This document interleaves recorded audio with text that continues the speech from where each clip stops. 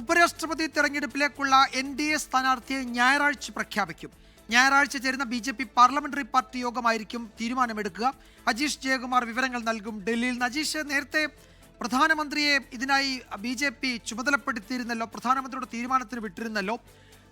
ആ തീരുമാനമാണോ parliamentary party യോഗത്തെ അറിയിച്ച് അത് ഔദ്യോഗികമാക്കാൻ പോകുന്നത് ഞായറാഴ്ച? വിജയകുമാർ, എന്തായാലും നേരത്തെ ഈ NDA സ്ഥാനാർത്ഥിയെ സംബന്ധിച്ച് ചർച്ച ചെയ്യാൻ NDA ഒരു യോഗം ചേർന്നിരുന്നു. ഈ യോഗമാണ് പിന്നീട് പ്രധാനമന്ത്രിയെ ഈ സ്ഥാനാർത്ഥിയെ പ്രഖ്യാപിക്കാനായിട്ട് തീരുമാനിക്കാനായിട്ട് ചുമതലപ്പെടുത്തിയത്. പിന്നീട് പ്രധാനമന്ത്രിയും ഒപ്പം തന്നെ BJP അധ്യക്ഷൻ JP നദ്ദ, ആഭ്യന്തരമന്ത്രി അമിത്ഷാ, ഇവർ 3 പേരും ആണ് ഈ സ്ഥാനാർത്ഥിയെ സംബന്ധിച്ച ചർച്ചകൾ നടത്തിയത്.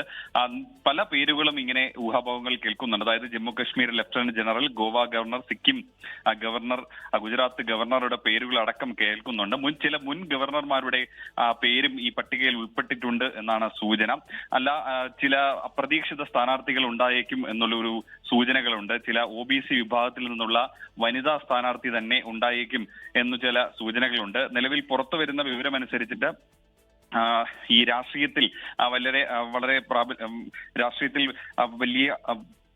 രാഷ്ട്രീയത്തിൽ വലിയ എക്സ്പീരിയൻസ് ഉള്ള ആളുകളെയാണ് BJP നോക്കുന്നത്. കൂടാതെ തന്നെ ഈ വലിയ വിവാദങ്ങളിലൊന്നും പെടാത്ത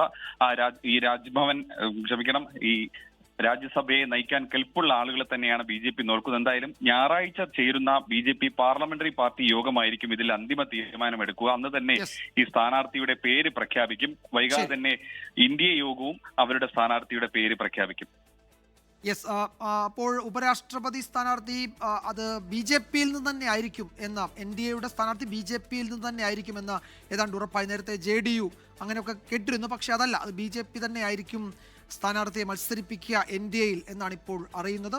ഞായറാഴ്ച ആ തീരുമാനമുണ്ടാകും, ആ പ്രഖ്യാപനമുണ്ടാകും എന്ന് ഡൽഹി ബ്യൂറോ റിപ്പോർട്ട് ചെയ്തു. അജീഷ് ജയകുമാറാണ് വിവരങ്ങൾ നൽകിയത്.